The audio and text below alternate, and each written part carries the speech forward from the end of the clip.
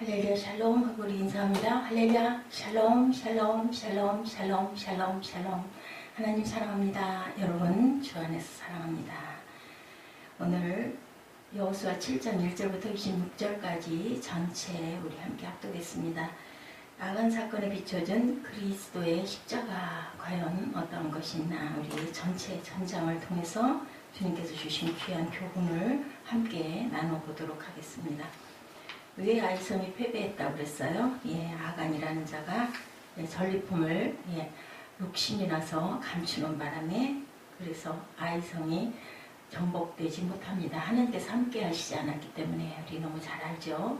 여호수아 7장 1절입니다. 이스라엘 자손들이 바친 물건을 인하여 범죄하였으니 이는 유다 지파 세라의 증손 삽디의 손자 갈미의 아들 아간이 바친 물건을 취하였습니다.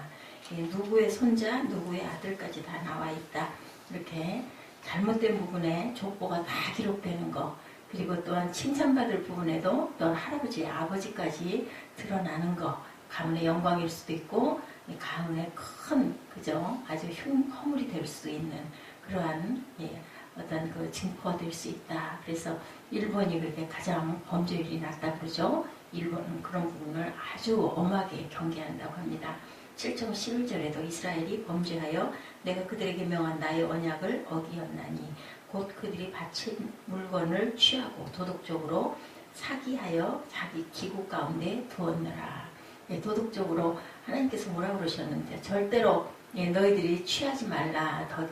모두 다 하나님의 곳간에 바치라고 이렇게 얘기하죠. 그것을 속인 거예요. 이 정도 속이는 거는 모르겠지 이렇게 생각을 한 거죠. 제비를 뽑았죠. 뽑아서 결국은 마지막으로 뽑힌 사람이 아간이었는데 그가 실토를 합니다. 여호수아 6장 18절이죠. 너희는 바칠 물건을 스스로 삼가라. 너희가 그것을 바친 후에 그 바친 어느 것이든 취하면 바친 물건이 하나님이 아니라 이스라엘 진으로 바치는 것이 되어 화를 당하지 않도록 오직 너희는 그 바친 물건에 손대지 말라. 이렇게 말씀하셨는데도 그것을 슬쩍 감춥니다. 외투한 벌과 금과 은을 감추죠. 자기 장막 그 바닥에다가 감춥니다. 19절에 은금과 동철 기구들은 다 야훼께 구별될 것이니 그것을 야훼 곳간에 드릴지니는 누구의 곳간에? 야훼 곳간에. 여기서 바친 물건 혹은 바칠 물건은 11절과 18절에 말씀하고 있는데, 히브리어 헤렘이라는 뜻으로 완전히 정해진 것, 뭐하러? 멸하기로 정해진 것이라는 뜻을 갖고 있고, 바쳐지기로 정해진 것이라는 의미를 갖고 있는데, 완전히 바쳐진 멸하여야 할 그 바친 물건이 조금 남겨져서 아간의 수중에 의도적으로 들어가 있기 때문에 아이성을 정복하지 못하고 하나님이 함께 하시지 않았다. 하나님이 그 많은 금은 중에 아간이 가진 조금이 탐나서 그런 것이 아니라 뭐 때문이에요? 내 말 안 듣고 너희들끼리 네 마음대로 했느냐. 이게 바로 불순종의 하나님의 그 진노라는 거죠. 바친 물건과 바치는 사람은 같다 라는 뜻을 갖고 있다. 12절에 하나님께 바쳐져서 진멸되어야 할 그 물건을 바치는 자가 하나님 앞에서 동일시 되어지는 것을 우리가 봅니다. 사사기 7장 12절이죠. 그러므로 이스라엘 자손들이 자기 대적을 능히 당치 못하고 그 앞에서 돌아섰나니 이는 자기도 바친 것이 됨이라. 그 바친 것을 너희 중에서 멸하지 아니하면 내가 다시는 너희와 함께 있지 아니하겠다. 그래서 신약에도 물질을 드릴 때 자신의 몸을 먼저 드리는 것을 의미한다고 그러죠. 우리가 성전에 나오는 거 몸을 드리고 또한 헌물을 가지고 나온 우리에 인하여 물질도 드린다. 이스라엘 백성이 여리고 성을 정복하고 그 속에는 모든 것을 바칠 때는 자신의 모든 것을 바친다는 의미를 가지고 있었고, 그 의미는 자신의 몸이고 실체는 헌물, 노획물이었다라는 것입니다. 그럼 이스라엘 백성이 하나님께 바쳤던 것은 노획했던 전리품 정도가 아니라 바로 자기 자신을 하나님께 드린다는 것을 알아야 된다. 이는 자기도 바친 것이 됨이라 10절에 그렇게 말씀하고 있죠.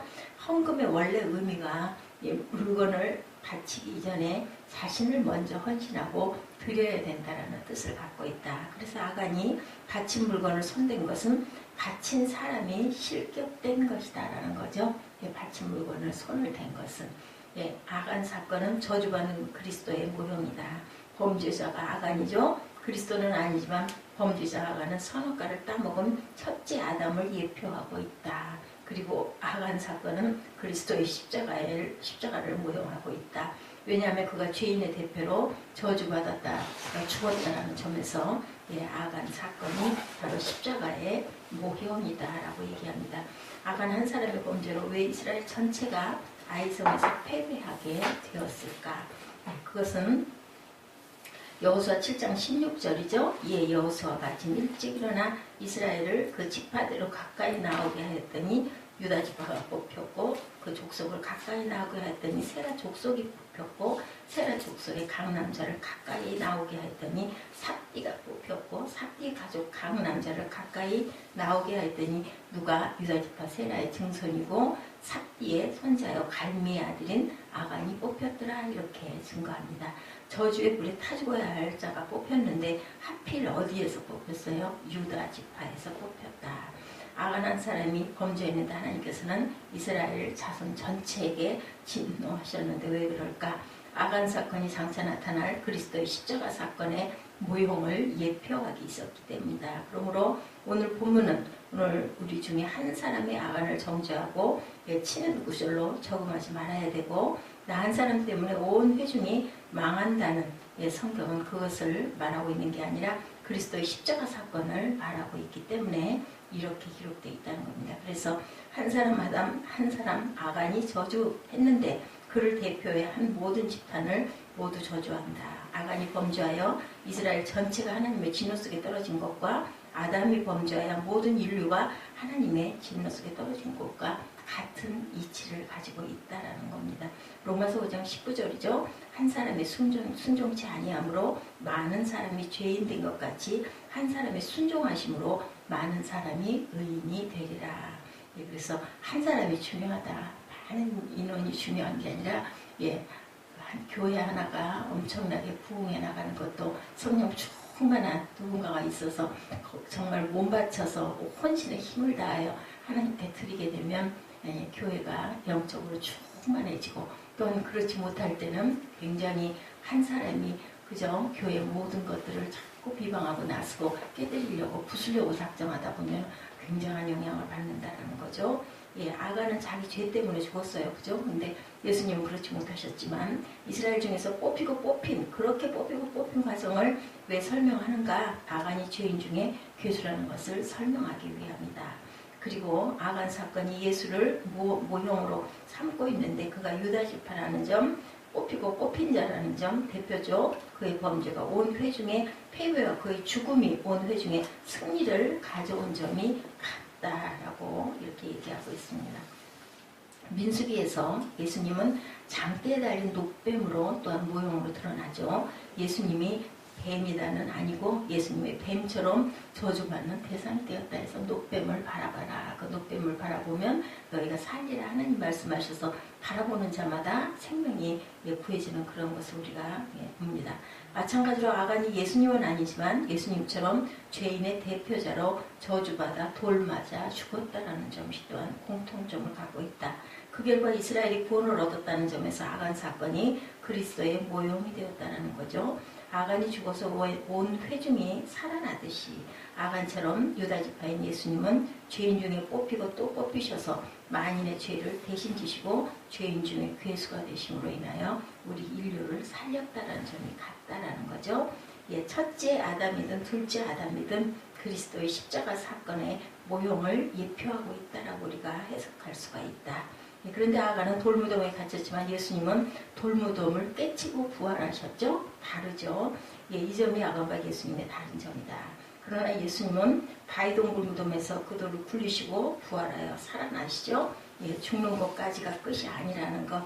그래서 오늘날까지 뭐가 아골골짜기가 있더라 하죠. 7장 25절에 여호수아가 가로되 내가 어찌하여 우리를 괴롭게 하였느냐. 야훼께서 오늘날 너를 괴롭게 하시리라 하니 온 이스라엘이 그를 돌로 치고 그것들도 돌로 치고 불사르고 그 위에 돌무더기를 크게 쌓았더니 오늘날까지 있더라. 야훼께서 그 극렬한 분노를 그치시니 그러므로 그곳 이름을 오늘까지 뭐라고 아골골짜기로 부르더라. 이런 해석이 아이성 사건을 십자가 사건과 연결시키는 해석, 무덤이라고 합니다. 증거는 26절에 오늘까지 있더라. 어떤 그 돌무덤, 고고학적인 증거, 오늘까지 남아있다는 뜻보다는 아간의 돌무덤은 예수 그리스도의 부활은 아니야. 왜냐하면 무덤이 있기 때문에 예수님과 다르다는 거죠. 비슷한 예표이기는 하지만 결론은 예수님은 부활하시고 무덤이 비고 없죠. 그래서 무덤이 없다고 합니다. 아간의 모형이 모세나 여호수아와 다른 점은 범죄자의 대표로 뽑혀서 죽었다라는 모형이 다르다. 아간이 아골골짜기에서 죽은 후에 뭐해요? 이스라엘이 이제는 승리하죠. 죄를 하나님이 사해 주십니다. 예수님이 십자가에서 돌아가신 후에 영적 이스라엘이 마귀를 이기고 승리하는 것도 또한 공통점으로 나타난다. 그런데 마리아가 예수님 무덤 속으로 들어가 보니 거기에는 뭐가 있었어요?